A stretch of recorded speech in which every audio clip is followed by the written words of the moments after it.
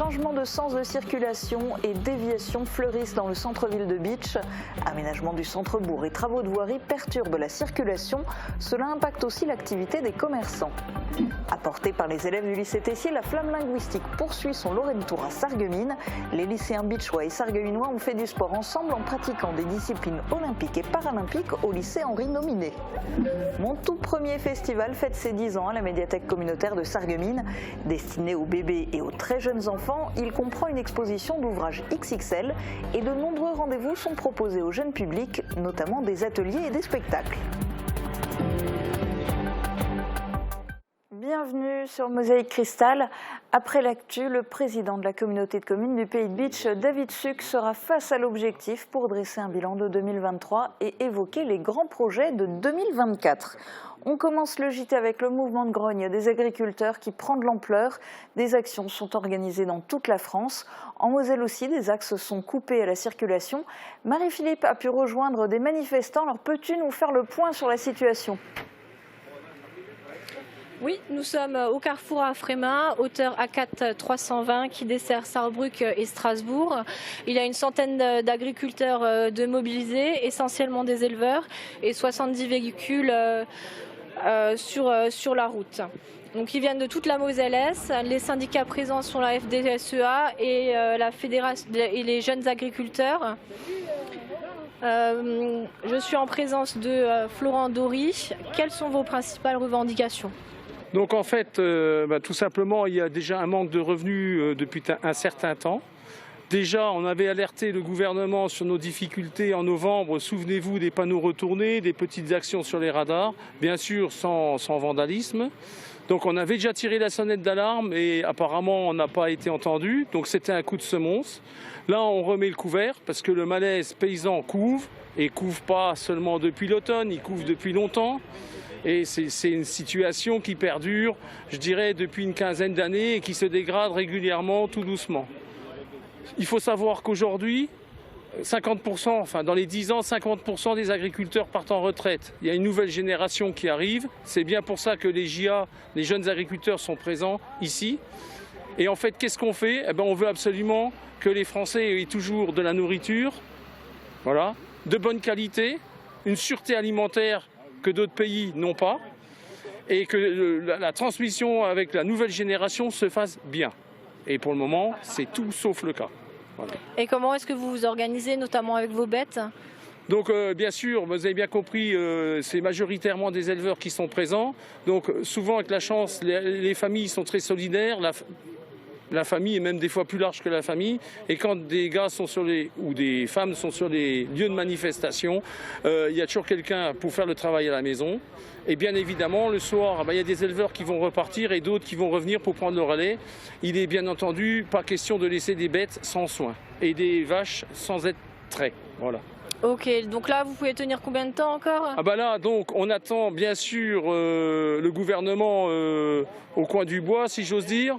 En fait, il faut absolument qu'il nous réponde. Là, il est prévu de tenir jusque vendredi soir. Si maintenant on n'a pas de réponse, une fois qu'on est installé et qu'on a tout en place, on peut tenir. Hein. Voilà. Ok, très bien, merci beaucoup. Donc les agriculteurs restent jusque demain à 17h. A priori, ils prévoient 3 roulements de 10 heures. Merci Marie et puis merci à Yannick pour les moyens techniques. Il y a donc des déviations qui sont mises en place, des coupures au niveau des autoroutes. Pas de manifestation à Bitche, mais tout de même des problèmes de circulation. Les travaux du centre-ville ont démarré la semaine dernière avec la phase 1 concernant la rue Jean-Jacques Kieffer. Depuis ce matin, la phase 2 a commencé. Elle concerne le tronçon de la rue de Sarreguemines entre la rue Kieffer et la rue du Maréchal Foch. La circulation est donc modifiée dans certaines rues. Pour aujourd'hui et demain, ce tronçon est barré et la rue Saint-Sébastien devient provisoirement une rue à double sens. Pour accéder au centre-ville, la rue du Colonel Tessier change de sens de circulation à partir de la rue Saint-Sébastien. Elle devient une rue à sens unique en direction de la rue du Maréchal Foch. Ce tronçon de la rue de Sarreguemines sera à nouveau barré le 29 janvier. Avec les travaux de voirie qui commencent, les commerçants du centre-ville de Bitche sont inquiets. Mardi, ils ont participé à une réunion de concertation à ce propos. Quelles sont leurs craintes ? Emilia Zell est allée à la rencontre des commerçants concernés. Au niveau de ces travaux, est-ce que vous pensez que ça va impacter votre chiffre d'affaires? Alors, bon, il faut dire la vérité. Je veux dire, on a déjà une expérience donc, au niveau de la rue Maréchal Foch, ou que j'ai directement concerné par mon deuxième magasin. Effectivement, ça joue et ça impacte sur l'entreprise très sérieusement. On laisse faire comme c'est, hein, comme ça vient. Non mais c'est bon, ils ont travaillé assez rapidement. Pour vous, ça change rien? Pratiquement rien. Rien. Bon, ce qui sera pour moi un petit problème parce que j'ai une clientèle quand même un tout petit peu plus âgée. Le problème pour l'accès, parce qu'il y a des gens qui sont ramenés devant le magasin et qui sont repris devant le magasin. Étant dans la dernière phase, moi je ne pense pas être impacté par les travaux, les futurs travaux. On va être impacté au niveau du chiffre d'affaires, au niveau de ce commerce. Parce que les gens, enfin les clients plutôt, comme ils ne trouveront pas de place pour se garer facilement, ils auront peut-être tendance à pas venir dans les commerces. Alors j'ose espérer que non, parce que d'une manière générale, pour acheter une maison, les gens ne sont pas forcément obligés de passer le pas de la porte. Chez nous, on vend des maisons, d'abord on les visite, après on peut tout faire par email ou par téléphone. Est-ce que vous allez mettre en place un dispositif peut-être pour maintenir votre activité? On a demandé aussi à l'entreprise Lefebvre, qui vont faire les travaux, de, entre guillemets, investir dans des barrières spécialement pour les piétons, pour que le passage piéton soit bien distinct des travaux. On va créer une page Facebook où on va beaucoup communiquer avec les gens de l'extérieur pour bien leur montrer que voilà, qu'il y a des solutions pour accéder dans le centre-ville. Et puis bon, on fera au mieux pour que tout le monde soit content. Focus sur une journée très sportive dans le cadre du Lorraine Tour de la Flamme Linguistique. Après avoir pédalé de leur lycée Tessier jusqu'au lycée Nominé, les élèves bitchois ont rivalisé avec leurs homologues sarregueminois en pratiquant des disciplines olympiques et paralympiques. Reportage d'Eda Argac, Zachary Briac, Nathan Bello et Guillaume Dumonteil.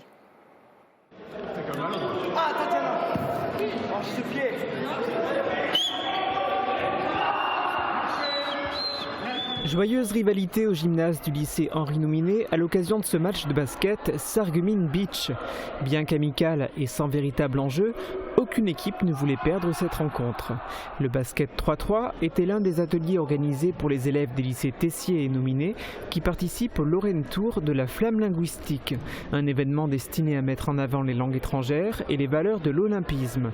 En tout, 4 disciplines sportives étaient proposées. Le laser run qui fait partie de l'activité, du sport, le pentathlon moderne. Il y avait du basket 3-3, des jonglages en football et pour le sport paralympique, on a mis en place un atelier de boccia qui est de la pétanque adaptée. À tour de rôle, chaque groupe d'élèves pratiquait ces différentes disciplines. C'est toujours un moment de partage entre les élèves et du coup ça me plaît bien. Ça a permis de découvrir cette école et puis en même temps d'échanger d'un point de vue sportif et scolaire et un moment de convivialité. Les activités proposées ici, ça nous permet de découvrir de nouvelles choses qu'on ne fait pas forcément tous les jours et voilà, avoir un esprit sportif et rencontrer aussi de nouvelles personnes. On ne vient pas souvent au lycée à Sarreguemines, du coup ça permet de faire de nouvelles rencontres. Ça reste très intéressant parce qu'il n'y a pas tout le monde qui fait des activités extrascolaires, donc ça peut permettre à des gens peut-être de découvrir un sport et pourquoi pas en dehors s'inscrire à des nouveaux sports simplement. Des avis unanimes sur cette initiative qui aura permis aux lycéens de s'ouvrir à de nouvelles perspectives. Le sport développe des compétences physiques, mais pas seulement. Il forge aussi le mental des personnes qui le pratiquent en développant chez elles des valeurs fortes, des notions essentielles pour vivre avec les autres et pour se dépasser au quotidien, comme le respect, la détermination ou la persévérance. Les élèves de la section professionnelle du lycée Henri Nominé ont eu l'occasion de travailler sur ces qualités humaines en participant à la création d'une exposition autour des Jeux Olympiques réalisée dans le cadre du Lorraine Tour de la Flamme Linguistique. Elle restera en place pendant plusieurs semaines pour permettre à tous les élèves de l'établissement de la découvrir. La Flamme Linguistique poursuit son parcours. Elle est désormais arrivée au lycée professionnel Simon-Lazare de Sarreguemines. Ce matin, leurs camarades du lycée Henri Nominé sont venus la leur apporter. Après la passation, les élèves du lycée Simon-Lazare ont organisé un flash mob. Puis ils étaient une quarantaine des 2 établissements à participer tous ensemble à des activités physiques. Prochaine étape du Lorraine Tour. Demain, les élèves du lycée Simon-Lazare vont enfourcher leur vélo pour apporter la flamme aux élèves du lycée Hurlevent à Béronne-lès-Forbach. Une quarantaine de lycées professionnels de la région participent à ce grand relais sportif. On s'intéresse maintenant aux tout petits, placer les enfants au cœur d'un festival. C'est l'objectif de mon tout premier festival proposé par la médiathèque communautaire de Sarreguemines. La 10e édition a été lancée hier en présence de Marie-Morgane Pires. Des livres géants, c'est l'idée qu'a eue l'artiste Inky pour sensibiliser les bébés à la lecture. Ils font leur premier pas directement à l'intérieur de l'œuvre. Au départ, c'était un défi pour moi. Et puis, mais ils sont petits, est-ce que comment? Mais je me suis dit, si on agrandit le livre et les bébés, les enfants deviennent acteurs de livre, ils rentrent dans le livre, ils jouent et ça peut travailler le langage. Et l'idée est venue comme ça.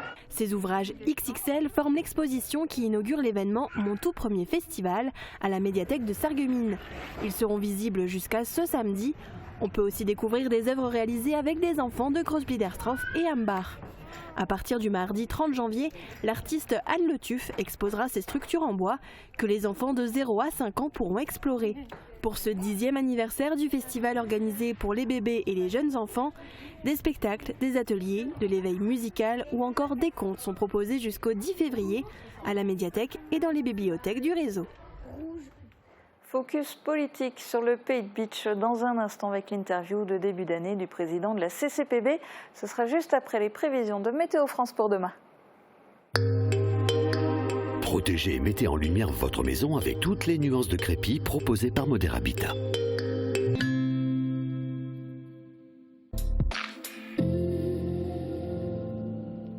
Bonjour tout le monde, je me trouve aujourd'hui à l'angle de la rue Foch et Clémenceau à Sarreguemines pour répondre à la question que Marcel nous a posée.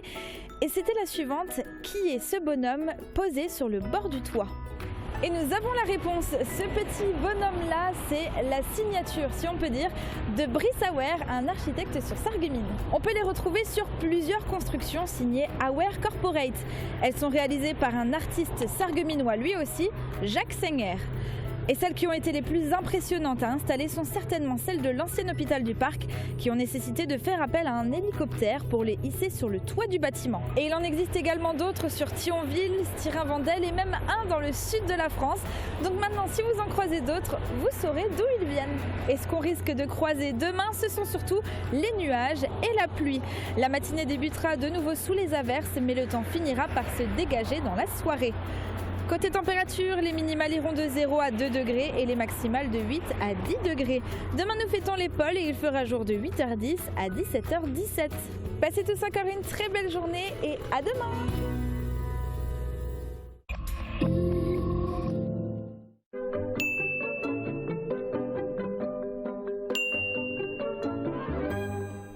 Fini la galère avec GB Bâti Center. Votre nouvelle salle de bain de A à Z. Nous proposons tous les éléments pour concevoir votre salle de bain. De la robinetterie jusqu'au plafond tendu, notre équipe se charge aussi de la pose et de l'installation. Profitez d'un large choix de carrelage intérieur ou extérieur et de revêtements de sol pour tous les goûts et pour tous les budgets. Nous effectuons les livraisons, la pose et les finitions. GB Bâti Center à Rohrbach, qualité et satisfaction depuis plus de 40 ans. Grâce à mes appareils auditifs connectés, plus rien ne m'échappe à la télé. Les aides auditives nouvelle génération se connectent à différents accessoires. Et je ne louperai plus aucun appel de mes petits-enfants. Allô mamie? Comment ça va? Arthur, ouais, je suis trop contente de t'entendre. Avec la connexion Bluetooth, vous pouvez recevoir directement vos appels téléphoniques dans vos appareils auditifs pour une conversation plus claire.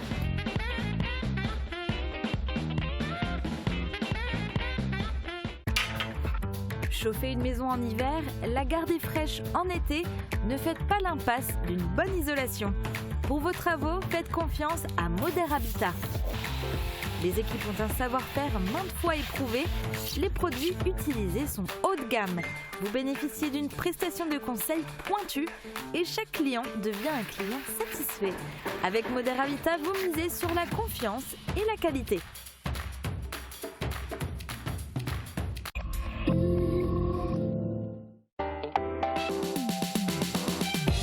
13e BCP, chasseur à pied, l'aventure d'une vie, c'est le titre de ce nouveau numéro de Polygone. Vie quotidienne des militaires à Beach et en OPEX, tradition du bataillon, recrutement, vie de famille. On fait le point sur les spécificités du 16 avec plusieurs invités qui vont se succéder sur ce plateau. Une émission à découvrir vendredi sur Mosaïque Cristal.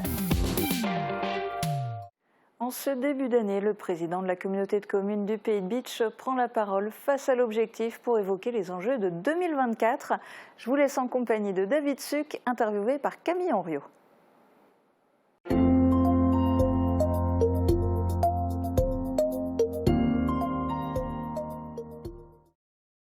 Bonjour Monsieur Suc. Bonjour. Merci de nous accueillir ici au sein de la salle du conseil communautaire, donc de la communauté de communes du Pays de Beach.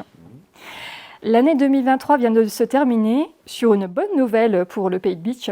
L'art verrier est désormais reconnu au niveau international avec une reconnaissance à l'UNESCO. Comptez-vous maintenant vous mobiliser pour aider les petits artisans qui eux aussi souhaiteraient se développer sur le Pays de Beach ? Comme vous le dites, effectivement, l'année 2023 s'est terminée sur quelques bonnes nouvelles. Alors, vous avez évoqué le classement par l'UNESCO. Je crois que c'est la démonstration de la reconnaissance de l'État, de la population, de ces métiers particuliers, de cet artisanat d'art. Et au travers de cela, c'est aussi l'occasion pour nous de démontrer nos savoir-faire et notre capacité aujourd'hui à porter ce territoire sur des axes nouveaux. Et vous savez qu'on travaille beaucoup sur les métiers d'art. Nous avons le verre, nous avons le bois, nous avons le grès. Et cette reconnaissance nous permet aussi aujourd'hui de pouvoir valoriser ces métiers qui sont particulièrement difficiles au travers de l'apprentissage. Un verrier confirmé est un verrier qui, au bout de 10 ans, a évidemment toutes ses capacités en matière d'expérience. C'est aussi la démonstration que nous devons continuer à nous battre pour faire entendre notre richesse et nos particularismes. Et puis les métiers d'art, je crois que c'est évidemment le site verrier.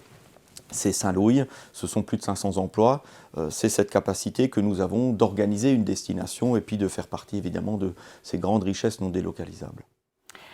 Un autre grand dossier qui a marqué cette année 2023 et que vous avez suivi en tant que président de la communauté de communes du Pays de Beach, c'est la santé. Ça a été un axe prioritaire de la CCPB. Un contrat local de santé a été signé l'été dernier, en 2023. Où en est-on sur le développement des offres de santé sur le territoire du Pays de Beach ? Alors, vous avez évoqué la santé, on aurait pu évoquer la mobilité, on aurait pu évoquer l'engagement de l'intercommunalité. On le fera juste après. Dans un certain nombre de sujets. Je crois que ce qu'il faut retenir, c'est que l'intercommunalité se saisit de tous les sujets qui peuvent améliorer le quotidien de nos habitantes et nos habitants. Se saisit de tous les sujets qui, depuis des années, interrogent et sur lesquels le territoire doit s'exprimer, doit prendre toute sa part parce qu'on a besoin de devenir acteur. Et donc, nous avons pris la compétence santé, nous avons pris la compétence mobilité, nous avons pris ces décisions pour nous permettre d'être un acteur incontournable lorsqu'il s'agit d'exprimer la spécificité. J'aurais pu vous parler du territoire éducatif rural. Tous ces sujets nous permettent aujourd'hui de pouvoir travailler avec l'État, avec la région, le département, et je voudrais saluer ces rapports partenariaux de qualité. Et puis, cela nous permet ensuite de pouvoir accompagner les professionnels de santé dans des mesures spécifiques. On parle de la télémédecine, on parle de l'imagerie, on parle d'un certain nombre d'animations autour de la prévention. Donc, c'est des sujets qui avancent, qui évidemment sont longs, mais je crois que l'intercommunalité doit pouvoir aujourd'hui travailler sur ces sujets profonds, ces sujets qui sont importants et qui demain feront la différence lorsqu'on parlera du Pays de Beach en matière d'attractivité, en matière de dynamisme, en matière de jeunesse, en matière de démographie et puis de services de manière globale. Dans ce cadre-là aussi, nous avons signé une convention pour la Maison France Service. Et on a ce vrai souhait aujourd'hui de devenir un acteur de premier plan à côté des communes et des grandes collectivités. Avez-vous peut-être des exemples un peu plus au niveau local à nous donner à ce sujet ? C'est vrai que l'hôpital de Beach, il y a eu des consultations mises en place avec des médecins généralistes il n'y a pas si longtemps que cela. Il y a certainement aussi peut-être d'autres exemples de projets qui ont avancé au courant 2023 au niveau de la santé. Il y a des projets qui ont avancé naturellement. Nous avons doté les EHPAD d'un certain nombre de matériel. Il y a un projet qui avance aussi sur toutes ces animations autour du sport, puisque le sport est le premier vecteur indiscutablement en capacité capacité d'améliorer la santé ou en tout cas de prévenir un certain nombre de risques. On a évidemment sur ces sujets-là beaucoup de réunions parce que c'est important de pouvoir concerter, de pouvoir accompagner les professionnels de santé qui, dans cet esprit de complémentarité, ont lancé une CPTS qui est donc une structure associative qui regroupe les professionnels de santé et l'intercommunalité a eu l'honneur de pouvoir leur mettre à disposition un bureau à Rohrbach. En tout cas, on se veut accompagnant, on se veut dans cette dimension de pouvoir apporter la voix du territoire, les moyens du territoire à toutes celles et ceux qui veulent s'engager sur ce territoire, quelle que soit leur profession. On pourrait évoquer évidemment les acteurs économiques, on pourrait parler de la plateforme J'achète Beachland, et je crois que l'intercommunalité doit devenir de manière très concrète ce facilitateur et puis cette collectivité qui ensuite défend nos habitants et nos entreprises. On l'a évoqué auparavant, la mobilité est aussi un enjeu majeur ici pour le territoire du Pays de Bitche. Le territoire est encore majoritairement dépend de la voiture aujourd'hui, mais il y a des projets qui ont avancé au courant 2023. Est-ce qu'on peut en évoquer quelques-uns ? Oui, on peut évoquer évidemment la volonté forte de la communauté de communes d'investir ce domaine-là, avec un travail remarquable qui a été conduit à la fois par les services sous l'autorité du vice-président. Et donc, en fin d'année, c'est 10 millions d'euros de travaux que nous avons validés dans le cadre du plan de financement que nous allons solliciter. Naturellement, nous aurons à valider ensuite les tranches, mais 10 millions d'euros d'investissement dans le cadre de la mobilité, parce qu'on souhaite aujourd'hui connecter les territoires, connecter le territoire du Pays de Bitche avec les pistes cyclables qui sont du côté de l'Alsace, du côté de Sarreguemines, et puis parce qu'on souhaite aujourd'hui les collèges, les sites touristiques, les sites culturels, les zones d'activité, qu'elles puissent aussi profiter à un moment donné d'infrastructures en matière de mobilité, parce qu'on sait que la voiture est évidemment un moyen de locomotion qui est important, mais il y a le vélo électrique, il y a la marche, il y a évidemment aussi toute la question du ferroviaire sur laquelle nous travaillons de manière importante avec un rapport très étroit avec la région qui a validé le principe évidemment que Bitche-Niederbronn pourrait devenir ce premier axe qui pourrait être mis en œuvre à partir du moment où l'expérimentation qui est conduite par un constructeur est concluante. Donc ce sont des sujets qui pour nous sont essentiels parce qu'on a besoin aujourd'hui d'avoir un territoire connecté, aussi sur le plan des mobilités, et puis en même temps on conduit un travail sur la capacité à organiser au sein du Pays de Bitche dans le cadre de notre compétence, par exemple un transport à la carte ou un transport régulier à destination des villages qui assument un rôle de centralité, dans lequel on trouve un certain nombre de services à destination de publics que nous devrons identifier. Donc il y a un vrai travail de fond, cela prend du temps, je crois que c'est important de mesurer d'où l'on vient, de mesurer aussi aujourd'hui la volonté de l'intercommunalité de se saisir de tous ces grands dossiers. Il n'y a pas un dossier sur lequel l'intercommunalité considère qu'elle ne doit pas s'intéresser ou qu'elle est trop petite. Sur le plan financier, sur le plan de la démographie ou sur le plan de la structure. Cela démontre aussi l'appétit et l'ambition de l'intercommunalité et on a de nombreux sujets qu'on pourrait aborder.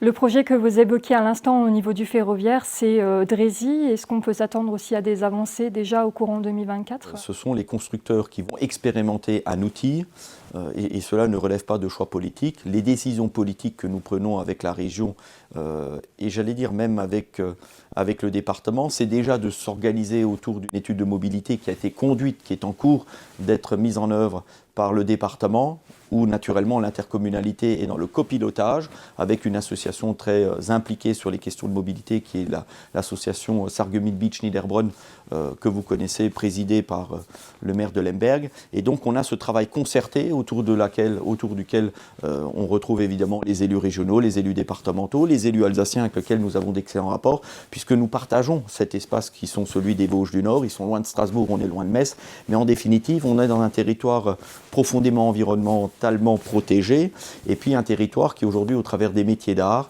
au travers d'une économie de circuit court, au travers d'une préservation de l'environnement, intéresse les jeunes, à partir du moment où ils ont les services publics. Et dans ce cadre-là, on s'engage sur la santé, sur la mobilité, on s'engage sur une politique familiale. Et j'ai eu une réunion assez récente avec le colonel Crissement, où l'intercommunalité va s'engager à développer toutes ces politiques familiales autour des crèches, par exemple.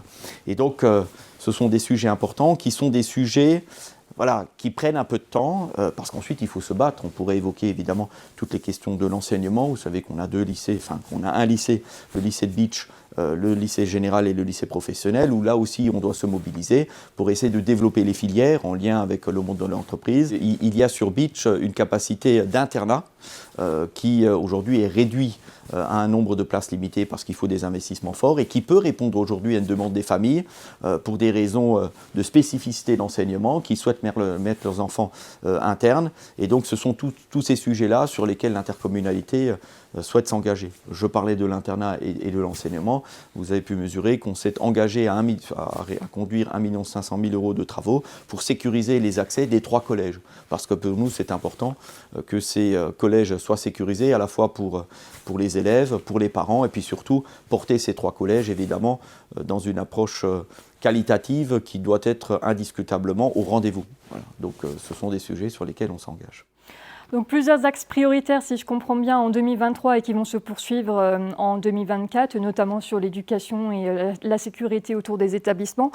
Il y a aussi un autre point qui a été évoqué très récemment au niveau de la communauté de communes, c'est la procédure de retrait du SIDEM qui a été engagée lors du dernier conseil communautaire. Les habitants du Pays Biche doivent-ils s'attendre à des changements sur le gestionnaire des déchets ménagers à partir de 2024, au courant de l'année 2024 ? Alors c'est un dossier évidemment que vous connaissez. On sait aujourd'hui que la question de la tarification se pose entre la redevance et la taxe. On sait aujourd'hui que la question du coût de la gestion des ordures ménagères se pose et que nous savons tous que sur le territoire du SIDEM, le coût est un peu plus important qu'ailleurs. Et donc quelques décisions ont été prises. La première, c'est une tarification blanche de juin à décembre 2023 pour mesurer à un moment donné les conséquences, pour que la population puisse commencer à imaginer ce que demain pourrait être leur participation à la gestion des ordures ménagères. Et donc ce travail va se poursuivre en 2024 pour une mise en place de la redevance, pas au 1er janvier parce que voilà, on mesure bien évidemment qu'un certain nombre d'analyses doivent encore être conduites, mais la question de la mise en place de la redevance se posera et on peut imaginer que cela soit organisé à la lumière des débats que nous aurons, mais on peut valablement imaginer que ça se mette en place à partir du 1er janvier 2025. Ensuite, il y a la question du SIDEM. Vous savez qu'on s'est beaucoup interrogé, l'intercommunalité a conduit un certain nombre d'études, a réalisé du sourcing et on sait aujourd'hui qu'on peut réaliser des économies substantielles si nous avions d'autres prestataires, d'autres partenaires pour ensuite valoriser les ordures ménagères. Et donc j'ai eu une discussion avec le président Roth, voilà, qui comprend tout à fait la démarche. On s'est entendu qu'on allait se rencontrer pour préciser aujourd'hui les conditions de retrait. Et donc l'objectif aujourd'hui, c'est de sortir du SIDEM, c'est de pouvoir négocier avec le SIDEM le coût de retrait. Et on a quelques évaluations qui ont été conduites puisque nous avons une étude qui a été menée pour le compte de l'intercommunalité. Et donc le retrait du SIDEM n'aura pas de conséquences directes sur notre population dans le cadre de la gestion des ordures ménagères, puisque le prestataire qui enlève aujourd'hui les ordures ménagères est un prestataire de l'intercommunalité. Ce qui changera, c'est la valorisation et le coût de valorisation des ordures ménagères une fois qu'ils quittent le Pays de Beach, puisqu'on peut imaginer que tout n'aille plus au niveau du SIDEM, mais aille vers d'autres partenaires, étant entendu que le SIDEM peut naturellement, demain, s'il le souhaite, être notre partenaire pour conduire une valorisation de telle ou telle ordure ménagère. Donc ce travail est en cours d'élaboration, nous avançons. C'est un dossier qui est très lourd, vous l'imaginez bien, puisqu'il faut aussi intégrer, et c'est un travail qui va être conduit, les hausses, puisque ce qu'on avait imaginé dans les grilles tarifaires de la redevance, c'était par rapport au coût des ordures ménagères. Voilà, il y a quelques mois. Aujourd'hui, le SIDEM a revu les contributions, donc les hausses des tarifs doivent pouvoir être assimilées et donc on devra conduire les réflexions, les études. Donc ce travail se poursuit naturellement de manière assez forte en 2024. Alors restons ensemble sur ces questions qui touchent à l'environnement. Vous êtes également, à côté de votre fonction de président de la communauté de communes du Pays de Beach, 3e vice-président du département de la Moselle, notamment en charge de l'environnement. Quels projets environnementaux souhaitez-vous, peut-être un peu plus à l'échelle départementale, développer au courant de l'année 2024 ? Alors vous savez qu'au département, on a un certain nombre de responsabilités, notamment les espaces naturels sensibles, qui sont des espaces remarquables, tant ils sont riches sur le plan de la biodiversité, sur le plan évidemment de l'intérêt qu'ils apportent ensuite évidemment à nos concitoyennes, à nos concitoyens et l'environnement de manière générale. Et donc il y a une volonté très forte, c'est de travailler avec les intercommunalités pour les mettre en valeur, de pouvoir leur permettre à ces ENS d'être connus, de permettre d'avoir ces ENS comme des lieux un peu techniques pour expliquer ce que c'est l'éducation à l'environnement, enfin ce que c'est l'environnement au travers de l'éducation à l'environnement, de pouvoir expliquer à celles et ceux qui le souhaitent, les collégiens, les lycéens, les publics, nos habitants, de pouvoir se rendre compte de la richesse que nous avons sur ces espaces naturels sensibles. Et donc ce travail est en train d'être mené au niveau des départements et je le conduis avec un certain nombre d'élus. Par exemple, sur le Pays de Bitche, nous avons 2 grands espaces naturels sensibles sur lesquels le département nous accompagne à 50% de subvention. C'est 500 000 € de travaux qui vont être conduits pour permettre à l'ENS de la Schwalbe, donc autour du moulin des Schuller, et à l'ENS de la Horne, en face du groupe scolaire de la Horne, de pouvoir accueillir demain, dans le cadre du territoire éducatif rural, dans le cadre d'une valorisation, d'une promotion touristique, des touristes, des jeunes, pour aller découvrir les espaces remarquables, d'aller pouvoir découvrir évidemment la biodiversité, de pouvoir devenir un espace technique pour ensuite pouvoir mieux maîtriser, mieux découvrir la théorie qui est enseignée. Et donc on est dans ce rapport de proximité. Ce qu'on souhaite naturellement, c'est de concentrer nos efforts sur la valorisation des circuits courts. On a sorti un marché public au niveau du département pour permettre aux collégiens de consommer des productions et des produits locaux. Et donc ce sera de la viande de la Moselle qui va être servie dans les 90 collèges de Moselle. Et donc on conduit comme ça un certain nombre de travaux. Par exemple, on met un accent très fort à pouvoir désartificialiser les cours dans les collèges, de pouvoir mettre en place un certain nombre de plantations, parce qu'on doit se rendre compte aujourd'hui que si la puissance publique n'entraîne pas, la puissance publique n'est pas exemplaire, évidemment, pour nos concitoyens, cela devient compliqué d'imaginer demain investir, avoir des conduites qui sont radicalement différentes. Et donc on assume ce rôle précurseur d'expérimenter, d'innover, d'accompagner, d'expliquer. Et donc on va le poursuivre. Au niveau de la préservation de la biodiversité, les forêts est vraiment aussi un grand enjeu depuis 2023 et même ces dernières années. C'est vrai que ça s'accentue un peu plus au niveau des préoccupations des habitants, puisqu'on l'a vu malheureusement au niveau national aussi, il y a eu plusieurs incendies de forêt au cours de l'été dernier. Les températures ont tendance à augmenter de quelques degrés chaque été. Est-ce qu'il y aura également des projets allant dans ce sens pour la préservation de nos forêts? C'est vrai que c'est un enjeu ici aussi sur le territoire du Pays de Bitche. C'est un enjeu mondial et je crois qu'on ne peut qu'espérer que nos gouvernants, que nos responsables assument la prise de décision qui soit forte et qui soit radicalement à l'opposé de ce qu'on voit assez régulièrement. Je crois que nos populations mesurent aujourd'hui l'évolution climatique. Nos populations sont en attente de solutions, sont en attente de pouvoir prendre des réflexes, prendre des décisions qui puissent contribuer à la résorption du réchauffement climatique et naturellement à l'empreinte carbone. Et donc il faut que nos élus, de manière globale et générale, prennent davantage de décisions importantes. Ce qui n'empêche que chaque élu, chacun à sa place, doit pouvoir adopter les bons gestes et les bonnes attitudes. C'est sur la consommation d'énergie, c'est sur l'isolation des bâtiments, c'est sur la consommation locale. C'est cette attitude au quotidien qui nous permettra de pouvoir négocier ces virages importants qui sont ceux évidemment de la réduction de nos empreintes. Et donc naturellement le département prend des décisions courageuses, nous en prenons au niveau de l'intercommunalité, mais je crois que nos populations doivent aussi mesurer que ce qui était vrai hier le sera un peu moins aujourd'hui. On pourrait parler du déneigement, on pourrait parler évidemment de l'éclairage. Enfin, le mode de consommation, notre capacité aujourd'hui à nous interroger doit pouvoir être expliqué et doit pouvoir s'imposer à toutes et à tous. Parce que sinon, évidemment, on ne peut pas continuer à imaginer que les véhicules électriques vont régler les choses ou que les LED vont régler le reste. On est obligé aujourd'hui d'avoir une approche globale et générale sur la façon d'aborder la consommation des richesses naturelles.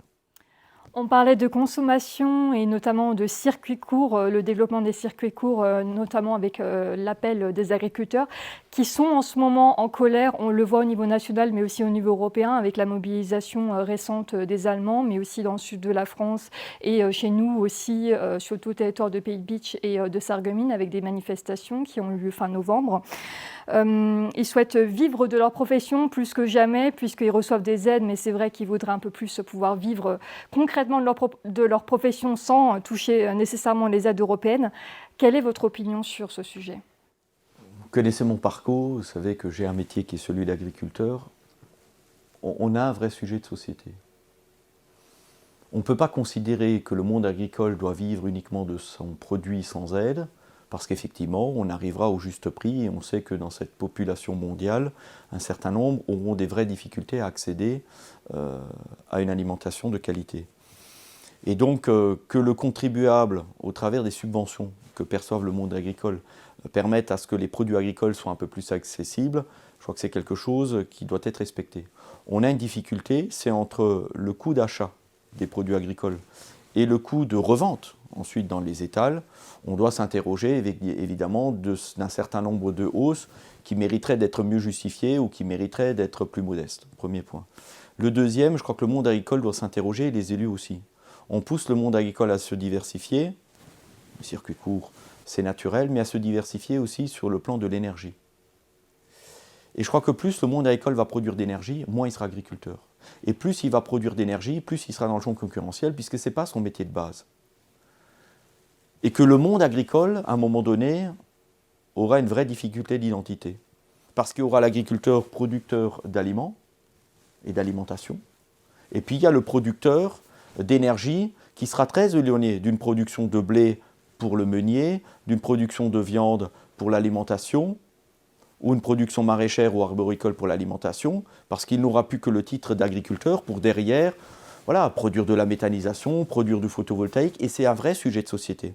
Et plus un agriculteur produit de ces énergies, moins il sera éleveur. Et plus il fera de la transformation, moins il sera éleveur, parce que les produits qui hier étaient consommés par les aliments se retrouvent pour un certain nombre plutôt dans le méthaniseur. Et donc, on a ce sujet de fond dont la profession agricole doit s'emparer, elle est déchirée entre un objectif de revenu à court terme, et naturellement il faut produire de l'énergie, et leur vrai métier, leur vraie conviction, qui est celui d'être un producteur de biodiversité au travers de sa production agricole à destination de la population qui va s'alimenter avec ses produits de qualité. Et produire de l'alimentation, c'est quand même plus noble que de devenir simplement un énergéticien. Et donc il y a ce vrai débat qui n'est pas terminé. Il y a ce vrai débat qui, de temps en temps, cause de vraies difficultés, puisqu'on a des agriculteurs demain qui imaginent avoir des pâtures de panneaux photovoltaïques. Et où le sous-produit, c'est le mouton qui va gambader entre les poteaux électriques. Et que le vrai produit, à 95% de ce qui va être produit sur ces terrains-là, c'est de l'énergie. Ce n'est pas de la viande. Et on a des agriculteurs qui sont utilisés pour amener, évidemment, du crédit et de la légitimité sur des grands projets photovoltaïques, où on explique parce qu'on va faire des panneaux photovoltaïques, on pourra donner ce terrain, jonché de panneaux, pas très cher à un jeune qui veut s'installer ou qui veut se développer. Et donc vous allez avoir une agriculture qui va dépendre d'une agriculture, voilà, avec des capitaux et des recettes qui sont un peu plus éloignées d'une production agricole. Je place un peu le cadre, mais cela doit nous interroger, parce que par exemple en Moselle, il y a une réduction drastique tous les ans du nombre d'éleveurs et du nombre d'animaux. Ce qui veut dire par conséquent une augmentation tout doucement du prix de la viande. On a une diminution aujourd'hui, qu'on commence à observer, des productions céréalières au profit de productions qui servent plutôt à entrer dans de la méthanisation. On a une diminution des prairies au profit de productions qui ne vont pas nécessairement chez le meunier ou dans la fabrication d'aliments animaux, mais qui vont tout doucement aussi vers de la production d'énergie. Et donc cela doit nous interroger, parce que je crois que le vrai débat, c'est que nos populations, nous devons collectivement consommer moins d'énergie. Ce n'est pas simplement produire une énergie plus verte pour essayer de se donner bonne conscience par rapport au nucléaire ou par rapport aux centrales. Et je crois que c'est un vrai débat de société dont devrait s'emparer, j'allais dire, l'Europe, le monde agricole au travers des syndicats, parce que nous dessinons la France de demain, nous dessinons ou nous donnons ou pas une capacité d'évolution de nos populations dans un espace préservé, et en même temps on a un impact très rapide sur le réchauffement climatique et donc sur l'existence même d'un certain nombre de populations sur des territoires dont on sait qu'ils vont être frappés rapidement par la montée des eaux ou qui vont être impactés par des migrations météorologiques, parce que voilà, on a des chaleurs qui vont devenir insupportables, et vous l'évoquez, lorsqu'on regarde aujourd'hui les saisons, elle se lisse un peu lorsqu'on voit les canicules qui nous frappent de plus en plus souvent avec les sécheresses, avec des risques d'inondation. Ce dérèglement climatique a un impact directement sur nos populations. Regardons l'évolution de ces 20 dernières années et imaginons ce que cela peut donner si on n'intervient pas et que ce dérèglement se poursuit au même rythme dans les 20 prochaines années.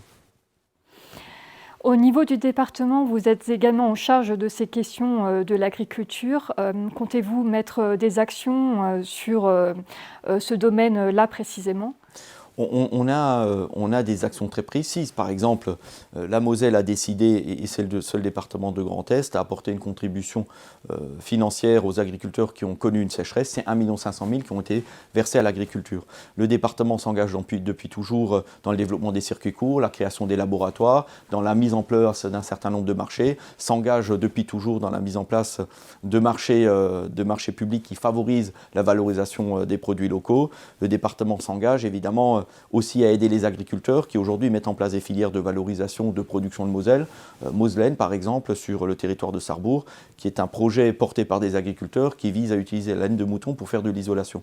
Et donc le département s'engage fortement sur tous ces segments qui permettent à l'agriculture de se diversifier, qui permettent à la Moselle de créer de la valeur ajoutée, de créer des emplois, en définitive de devenir plus résilient. Une année 2024 vient de s'ouvrir devant nous. Est-ce qu'il y a d'autres axes prioritaires pour vous pour cette année 2024 à traiter de manière prioritaire pour cette année ? Bon, vous savez, les dossiers sont prioritaires naturellement au travers de leur consistance et il n'y a pas un dossier qui n'est pas prioritaire. Là où c'est plus compliqué, on pourrait considérer que les dossiers avancent plus vite que d'autres sont plus prioritaires. Non, c'est parce qu'ils sont des fois plus faciles. Et donc, en 2024, on mettra toute l'énergie, et je veux à cet instant remercier à la fois la confiance du Conseil communautaire et du bureau et l'engagement total des élus. Je le disais, mais aussi des collaboratrices et des collaborateurs de l'intercommunalité. Je crois que c'est important de le rappeler, ce sont 180 agents qui s'affairent depuis le site verrier, en passant par le moulin des Schuller, en passant par la politique familiale, les piscines, notre programmation culturelle, les services techniques. Je crois que c'est une grande famille qui est au service du territoire et donc, naturellement, en 2024, on voudra mettre en œuvre le lancement des opérations de structuration des accès des 3 collèges. Nous avons aménagé l'espace qui est dédié à la sécurisation des abords du site de Meisenthal sur l'espace Gallet. Nous avons vocation à travailler sur les pistes cyclables pour lancer ces premières tranches et vous savez que ce sont des kilomètres de pistes cyclables qui sont attendus. Nous avons une programmation culturelle qu'il va falloir renforcer avec toute une animation au travers de au passage de la flamme le 27 juin qui rentre en Moselle depuis Meisenthal avec une mobilisation des collégiens, une mobilisation, j'allais dire, de tous les instants de l'ensemble des acteurs puisque c'est un rendez-vous mondial que nous accueillons à Meisenthal. Je crois que ces sujets-là sont des sujets importants, sans oublier évidemment la poursuite, la mise en œuvre d'une politique santé qui doit être raffermie, avec laquelle et dans le cadre de laquelle nous travaillons dans très étroite collaboration avec les professionnels de santé, mais également avec l'hôpital de Sarreguemines Beach. Donc voilà, tous ces dossiers vont se poursuivre. Vous savez tout le travail que nous conduisons sur les ordures ménagères et puis tout le travail que nous devons conduire encore, et je crois que c'est important dans cette année de sport, autour de la piscine de beach, puisque nous travaillons à une vraie réflexion, à une comparaison entre une réhabilitation et une création. Et donc le travail est en train d'être mené, puisque là aussi, c'est des décisions importantes que nous devons prendre. Et je n'évoquerai pas les dossiers que vous connaissez et qui doivent permettre à ce territoire d'avoir une offre de qualité, mais aussi une offre dans un certain nombre de domaines qui n'existent pas ailleurs, parce que ça nous permet ensuite d'être reconnus au travers de quelques spécificités. Le site verrier en est un, le Simserhof en est un autre. On pourrait évoquer le tir, on pourrait évoquer un certain nombre de segments que beaucoup nous envient et dans lesquels l'élitisme nous est reconnu et le savoir-faire. Et donc, c'est sur ces sujets-là, sur ces dossiers-là, on va travailler de manière importante. Pour commencer cette nouvelle année et en guise de fin d'interview, je vous propose d'adresser encore un message à nos téléspectateurs sur les vœux pour cette nouvelle année 2024. Moi, je voudrais dire aux téléspectatrices et aux téléspectateurs que il faut aborder l'année 2024 avec optimisme. Je crois qu'on a besoin aujourd'hui de se rendre compte, au travers de la politique mondiale, de la politique européenne, combien on a des territoires qui souffrent. On a besoin de mesurer que la guerre est à nos portes et qu'en définitive, dans cet espace que nous partageons en France, ici au Pays de Bitche. On est quand même très préservé, pour ne pas dire chanceux. Naturellement, les choses sont difficiles, mais je crois qu'aujourd'hui, l'esprit de solidarité, l'esprit d'entraide sont des esprits, sont des valeurs qui doivent nous animer aujourd'hui plus qu'hier encore. Et puis dire évidemment aux téléspectatrices et aux téléspectateurs qu'on a besoin que chacun s'engage pour faire rayonner le Pays de Bitche, que chacun doit pouvoir mesurer le travail que nous menons collectivement et qu'il ne pourra rayonner qu'à partir du moment où chacun apporte sa contribution. Je crois que c'est important de pouvoir le rappeler et puis de dire évidemment que j'ai beaucoup d'honneur à les défendre tous les jours de la semaine avec une énergie que j'essaye de mobiliser avec l'ensemble des élus, l'ensemble des maires, ma collègue conseillère départementale pour faire de ce territoire un territoire qui rayonne, un territoire qui est reconnu, un territoire qui est respecté et puis un territoire qui en définitive doit pouvoir choisir ses partenaires. Parce que je crois qu'un territoire qui se donne l'avenir, un territoire qui veut gagner, est un territoire qui demain choisit ses partenaires en fonction des sujets, qui travaille avec tout le monde, c'est important, mais dont la voix doit être respectée, la voix doit être reconnue, et puis on met en place ce qu'il faut pour que notre voix porte. En tout cas, bonne année 2024, que la santé vous préserve, et puis évidemment, regardons les choses avec optimisme et puis avec engagement. Merci beaucoup, Monsieur Suc, pour cette interview. Merci.